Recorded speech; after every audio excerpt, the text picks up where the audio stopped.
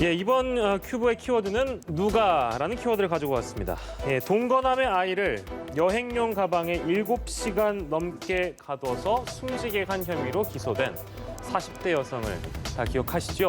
오늘 이 사건의 첫 재판이 열렸습니다. 이 여성의 변호인 측은 살인 혐의를 부인했습니다. 이 소식도 자세히 한번 짚어보도록 하겠습니다. 아마 많은 시청자 여러분들께서 충격으로 다가온 사건일 것이고 7시간 넘게 가둬서 숨지게 한 그 사건이었는데 결국 변호인 측은 살인 혐의를 부인했습니다. 다른 혐의는 근데 인정했는데 살인의 고의는 없었다 이렇게 지금 주장을 하고 있는 건데요. 오 교수님 어떻게 좀 보셨어요? 그래서 이제 우리가 저 사람이 살인의 고의를 갖고 있었는지 없었는지에 사실은 뭐 그 사람의 마음속으로 들어가 보지 못했기 때문에 우리가 이제 어떤 객관적인 그 정황을 가지고 판단을 할 수밖에 없습니다. 자, 지금 이제 그 아이가 말을 잘 듣지 않는다라고 해가지고 좀 비교적 큰 여행용 가방 안에다가 아이를 집어넣고 3시간 동안 외출을 했습니다. 사실 저 정도가 되면은 아이뿐만 아니라 어른도 용변을 참지 못하면 그 안에서 용변을 볼 수밖에 없어요. 갔다 오니까 그런 상황이 됐습니다. 더 아주 화가 났죠. 그래서 더 작은 데다가 집어넣었어요, 아이를. 저게 이제 보통 그 일반인들 중에서도 이 폐쇄 공포증이 있다라고 한다면 바로 저거는 죽음하고 직결돼요. 그런 상황에서 숨이 쉬어지지 않는다라고 호소를 하고 있는데 지금 이제 검찰의 그 기소 내용에 의하면 지금 헤어드라이가 이렇게 틀면은 뜨거운 바람이 나오지 않습니까? 너 숨이 안 쉬어지니? 그러면서 거기 가방에다가 뜨거운 바람을 불어 넣었다는 거예요. 그리고 이제 심지어는 가방 위에 올라가서 그 아이가 있는데 수차례 자기가 아까 그 여성의 그 이 덩치를 보게 되면 굉장히 좀 이렇게 무겁게 보이는데 저 덩치로 위에서 눌러댔다는 거예요. 그래서 울음소리가 나고 움직임이 전혀 없었는데도 불구하고 방치를 했다.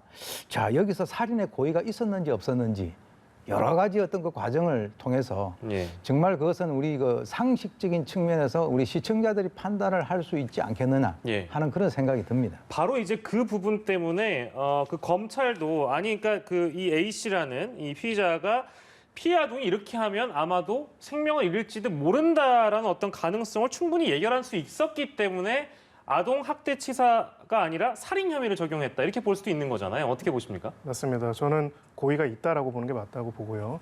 고의라는 게 크게 두 가지로 나눠집니다. 하나는 인식이고 하나는 의사입니다. 인식이라는 거는 아까 말씀하신 것처럼 애견 가능성. 이렇게 하면은 이 아이가 숨질 수도 있겠구나라는 것들을 예견을 할 수 있었는가에 관한 것이고요. 다른 어떤 것도 아니고 그냥 괴롭다가 아니라 숨을 쉬기 어렵다라고 했다는 거는 잘못하면은 숨질 수가 있는 거죠. 호흡이 곤란하면 사람은 죽습니다. 그런 것들을 인지를 했다는 건 분명을 하고요. 두 번째로는 의사입니다. 그런 상황에도 불구하고 그것을 감수하고 용인하고자 하는 의사가 있었느냐. 이 두 가지가 요건이 인정이 되면은 소위 말하는 미필적 고의가 있다라고 봐가지고 살인의 혐의가 인정이 되는데요.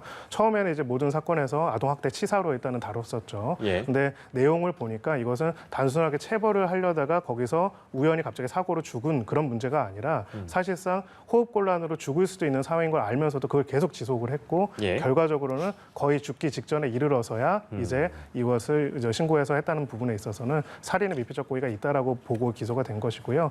그래서 지금 뭐 몇 가지 뭐 헤어드라이기라든지 이런 뭐 온갖 잔혹한 방법들이 얘기 나와 있는데 제가 봤을 때는 이제 살인의 고의를 인정할 수 있는 이상 이 헤어드라이기든 뭐 발에 어떻게 띄었든 이런 내용들은 그 범행 수법의 잔혹성에 대해서 판단할 부분인지 고의 자체의 부분이랑은 관련이 없어 보인다고 생각합니다. 그렇군요. 자, 그리고 그 고의성이 없다고 이제 변호인 측 주장하고 있는데 이제 검찰 측은 증거가 있다. 증거에 대한 부분은 이제 영상 녹화가 있다고 지금 반복하고 있는데 이 영상 녹화본에 어떤 내용이 담겨 있느냐에 따라서 판결에 영향을 많이 주겠죠. 어떻게 좀 예상을 해볼 수 있을까요?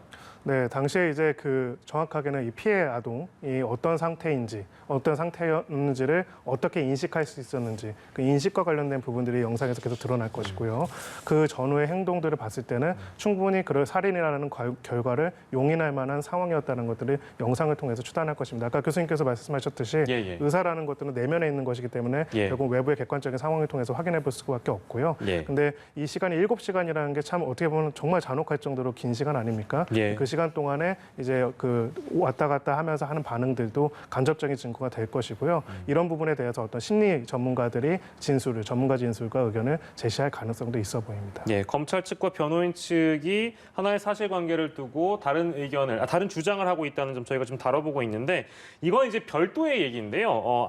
아동학대 방지협회, 대한아동학대 방지협회가 또 다른 아이에 대한 학대의 정황이 있다 이렇게 주장을 하고 있는데 이건 또 어떤 일인지 좀 저희가 정리해봐야겠습니다. 오 교수님 어떤 일이 있었던 건가요? 그러니까 이제 사실 이 아이에 대해서 우리가 지금 그 집중을 하다 보니까 그 같이 있던 이 자기 살고 있는 그 남성의 또 다른 아이 있어요. 이번에 사망한 아이의 동생이 되겠죠. 근데 그 동생에 대해서도 지속적으로 학대를 해왔다라고 하는 것이 이제 사실로 밝혀졌고, 아까 말씀하신 대로 아동학대 방지협회하고 경남 여성 변호사 협회에서 검찰에 고발을 했습니다.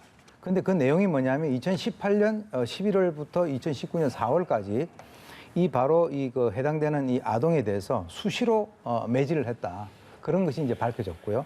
근데 이제 본인이 이 아이의 진술입니다. 어떤 잘못을 했는지도 이유도 모르고 그냥 무조건 맞았다. 그리고 이제 발바닥을 맞는 과정에서 새끼 발가락에 멍이 들었고 또 너무 아프기 때문에 아이가 이제 본능적으로 피하지 않겠습니까? 피했는데 그 순간적으로 때리는 것이 옆에 있는 그 벽에 구멍을 낼 정도로 맞았다는 거예요. 그러니까 이제 이것들을 보게 되면 이게 사실은 이 아이가 다 이렇게 진술을 한 겁니다. 그래서 이 아이가 경찰과 검찰에서도 이것과 관련된 것을 다 진술을 했음에도 불구하고 이 A 씨에 대해서 추가적으로 아동 학대에 대한 기소를 하지 않았다라고 하는 그런 측면에서 아동복지법 위반으로 이번에 고발을 한 것인데요. 이것도 이제 아까 그 사건과는 별개로 따로 이제 조사를 해서 처벌해야 될 그런 사안이라고 봅니다. 그렇다면 이 사안과 같이 합쳐지면 가중처벌이라는 것도 가능합니까, 변호사님? 어떻게 좀 전망해 보실 수 있을까요? 이거 소위 말하는 경합범이라고 하고요. 별개의 범죄로 기소가 될 가능성이 높고, 그러면 이 사건에서 병합돼서 같이 이제 형이 더 가중이 될 것이고요. 다만 이제 앞에 범죄가 너무 크기 때문에 아마 이 사건까지 더해져서 이제 그 가중처벌은 되겠지만은 가중처벌은 앞 사건 자체로 워낙 크기 때문에 큰 유의미한 결과는 없을 수도 있을 거로 보입니다. 그리고 이제 이것도 객관적으로 볼 필요가 있는 게 저희가 사실 이 사건은 이 어떤 악마 같은 행동도 있지만은 아동학대가 계속 수차례 반복되고 있거든요. 그런데 어떻게 보면 학대 피해자가 있으면 피해 아동이 한 명만 있는 것이 아니라 학대의 경향이 계속 가지고 다른 아동들한테도 피해가 계속 이루어지는 경우들이 계속 발견이 되고 있습니다. 그래서 이런 사건이 발생했을 때 직접적인 피해 아동뿐만이 아니라 다른 아동들에 관해서도 학대가 없는지를 조사해가지고 제대로 된 처리가 될 수 있도록 하는 것들이 또 필요하다는 의견을 제시하고 싶습니다. 알겠습니다. 참 이 내용 듣다 보면 연이어 충격인데요. 오늘 여러 가지 사건, 사고들 두 분과 함께했습니다. 김성훈 변호사, 오윤성 순천향대 경찰행정학과 교수와 이 시간 함께했습니다. 두 분 고맙습니다.